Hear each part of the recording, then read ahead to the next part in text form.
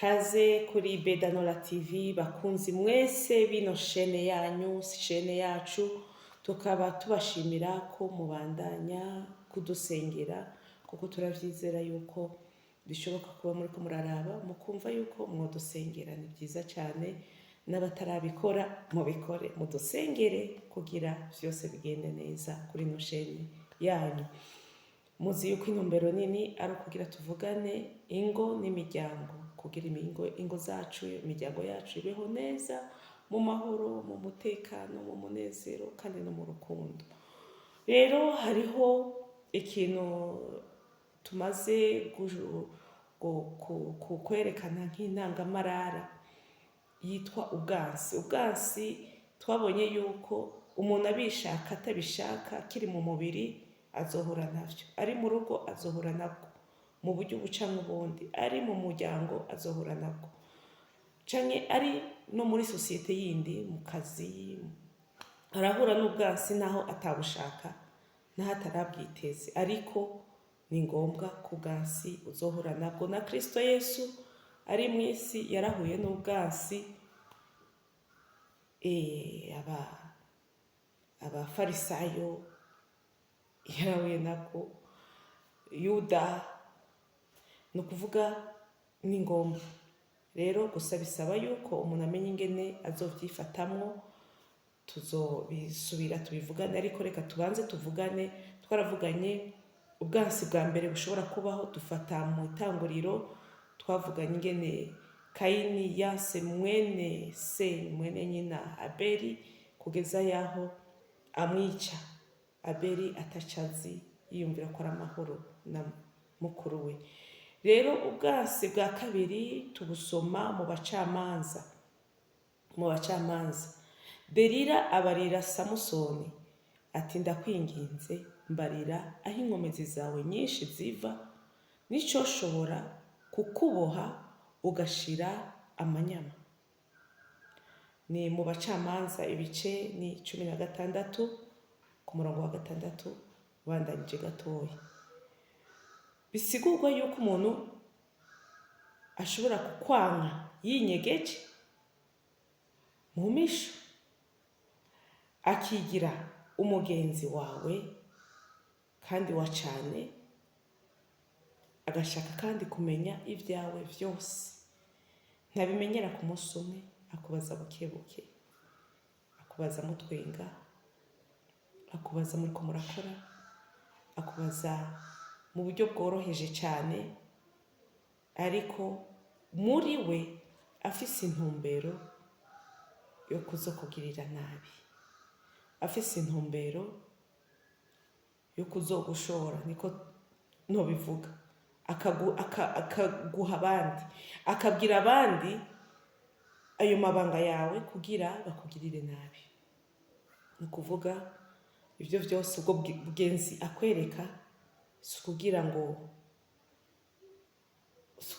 agukunde cyane, ariko kugira gukureko amakuru yo kuzokugirira nabi mu nyuma. Akarorero, murabadandaza, mwese muradandaza, ariko tuvuge nije ndamukiwe kuja kurangura, mugenzi wanje nkamubwira ati amafaranga rero ndayatwara uyu munsi mu isakoshi, kandi nza kurangura ibi na biriya, kandi sinza guca muri irya nzira, nza guca muri iyi. Nawe akaca abwira, akarondera abasuma, ababandi, bagaca baja kugutegera hamwe bamubwira. Urumva ni nkuko nobisigura. Delila yigira umukunzi wa Samusoni, ariko ari kugira aronka amakuru azobwira abiwabo Abafilisitiya kugira bazomwice, bazogirire nabi Samusoni. Rero ubwo bwari ubwansi bwa kabiri. Hari ubwansi bundi nuvuga bwa gatatu, ni bwa bwansi dusoma muri Samueli wa mbere igice cya mbere, dutangure ku murongo wa mbere tugashikana kuri 6, ushatse ukabandanya. Ni kuri 6 havuga ati kandi mukeba we yama amushinyagurira akamutera intuntu kuko uhoraho yamuzivye inda. Uyo ni Penina akamashinyagurira Hana kubera Hana atamwana yari bwaronke, atamwana yari afise, kugeza yo Hana yumva ko aremerewe cyane, intuntu imubanye nyinshi. Ni nka ba bantu uzosanga ari nko sinovuga mwirigara canke reka mfate mu buryo bworoshe, abantu bakunda gusenga, bakunda kuba hamwe, ati basha ngo tumusengere naka, burya afise ingorane, afise ikibazo, burya umugabo wiwe yamamukubita, atari ukugira ngo bamusengere, ariko ku ntumbero yiwiwe ariko arabivuga ku ntumbero yuko bomenya yuko uwo muntu akubitwa n'umugabo we. Hariyo abantu batameze neza. Dusengere umwana wa naka, no kuri basha, urabona yaratwaye inda, dusengere nyina, Imana imufashe kuvyakira. Atari ukugira ngo basengere nyina, ariko ari ukugira yandagaze yuko uwo mwana yoba yarahuye n'izo ngorane. Abantu nk'abo tuze turabirinda, kandi niba ariko wowe umeze uvyirinde kandi uvyature, uvyihane, kuko ni icaha n'urwanko, bikagaruka bikaba urusaku. Nawe wabivuze mu bantu b'Imana, intumbero yari mu mutima wawe niyihe? Burya umuntu niwe yimenya, niwe uzi intumbero wabivuganye. Nuko iyo ikaba ubwansi bwa gatatu. Ubwansi bwa kane tubusanga muri Esiteri. Esiteri ibice ni 3, utangure ku murongo wa mbere ugashikana kuri 6. Ni za nkuru za Morodekayi na Hamani. Hamani yanka Morodekayi. Hamani yari umutegetsi, yari umunyacubahiro, ariko yanka umuntu mutoyi cyane, kugeza yaho yifuza kumwica, amumanikira igiti ngo ashinga igiti.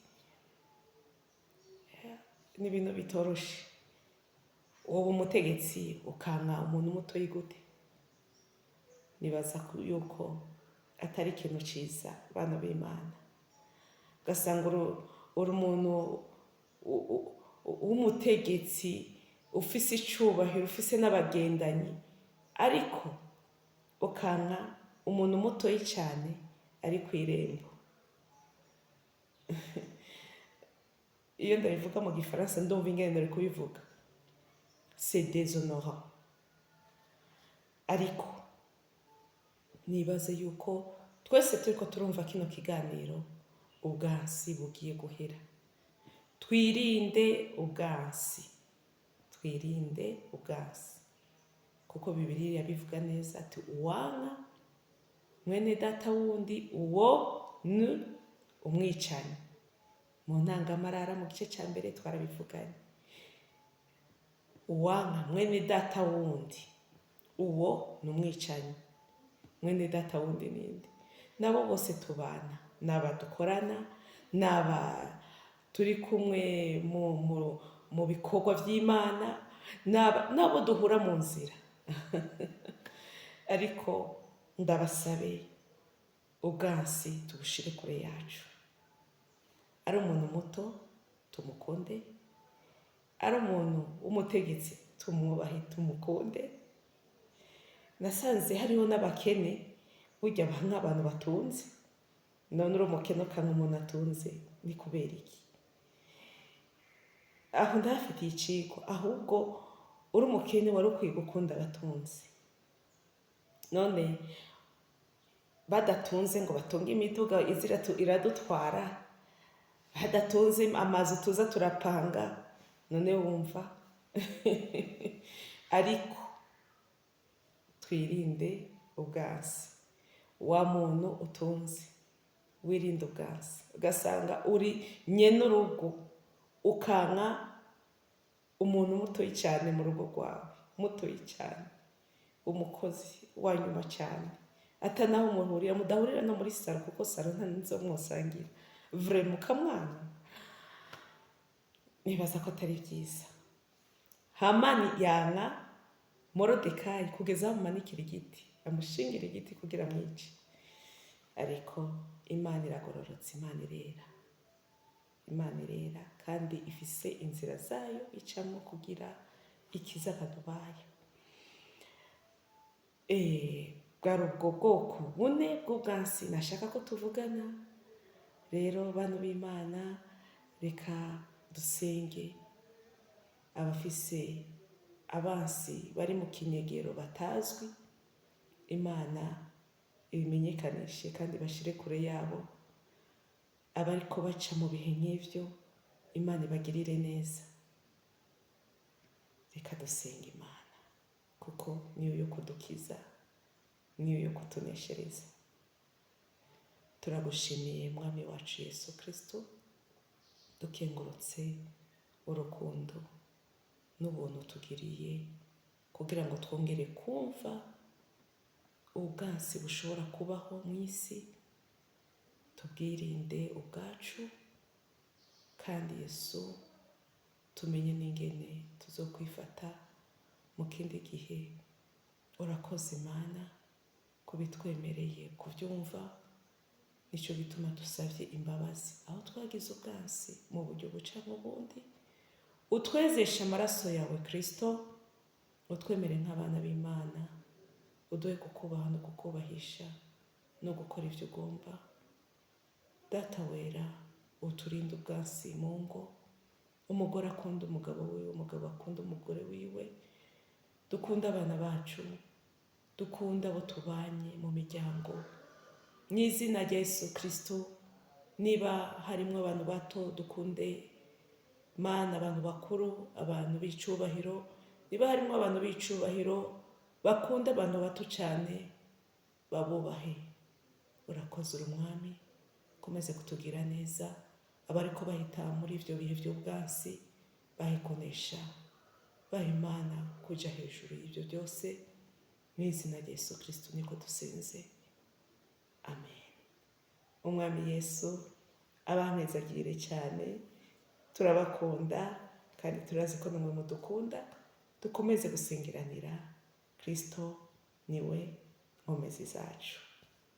Mugira umugisha mu ngo, mu miryango, urukundo, amahoro n'umunezero, mu izina ry'Umwami wacu Yesu Kristo, amen.